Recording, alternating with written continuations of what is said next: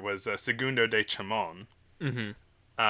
who did a couple. He's starting to up his output again, but I think he's getting close to on his last legs as well. He did this one, Superstition Andalus. Or Andalusian Superstition. Yes. Which, it's funny, I kind of like... It gets Chamoni toward the end, but the first like 2/3 of the movie feel like a DW movie. It feels like kind of realistic. Realistic, racist. Yeah. A lot of horses running around. Yeah. Yeah. It reminded me of Adventures of Dolly in a little bit, just because it's conniving, evil Romani people. Yeah. But it's Segundo de Chamon is like, hey, we have racism in Europe too. Thank you very much. Though it does touch back on a theme that he has gotten to before, which is that it is good to give charity to beggars. Which the basic framing of this movie is that a woman and a man are eating at a diner, and a Romani woman comes up to them and is begging for money. The guy is about to give her money, and then this woman like slaps it out of his hand and says, "No, don't give it to her." And then she basically like has a vision of all of the terrible things that would happen if the jilted Romani people would take revenge. And so the lesson at the end, after the dream is concluded, is give them money, you know? He's making his point in the worst way possible. Yeah. I mean, once it does just kind of turn into the Chamoni movie with like monsters in bottles, it becomes a bit more enjoyable, because then it's just like, hey, look at some cool effects and stuff. Yeah, some really freaky monsters in this one, actually. Yeah. This actually has some of the best looking like double exposure stuff that I've seen, and like integrates like weird puppetry into it too. It's in color, which I think is more stencil colors, knowing Duchamon.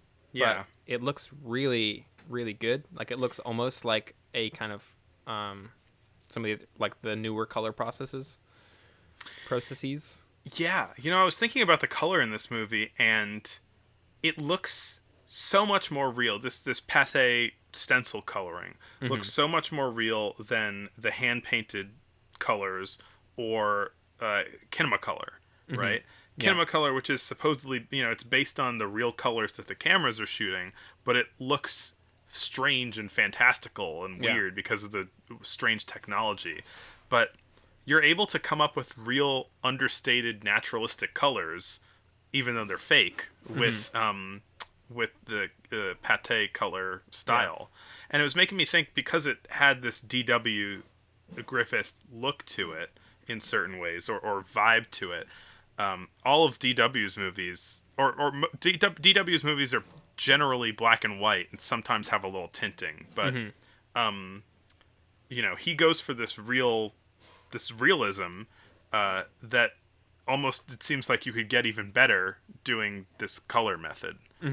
Yeah, no, it's true. This one also has a pretty notable, I thought anyway, like film technique, which is it has a dolly in and out. Yeah.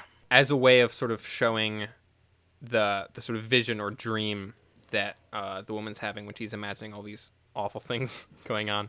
But yeah, it's like her sitting at a table, and then the camera physically like dollies into her face, and we get a dissolve into what she's imagining. And then when she's done, we get the opposite. It dissolves back to her face, and then it dollies back out. It's not the first instance of like a dolly move, which, as far as I can tell, was photographing a female crook in 1904 by Wallace McCutcheon. But in terms of like using it as more of an actual storytelling technique, I think that's pretty notable. It was, in photographing a female crook, it was just sort of like, it wasn't really necessary for like dramatic emphasis. It was just sort of like, just move the camera closer. Right.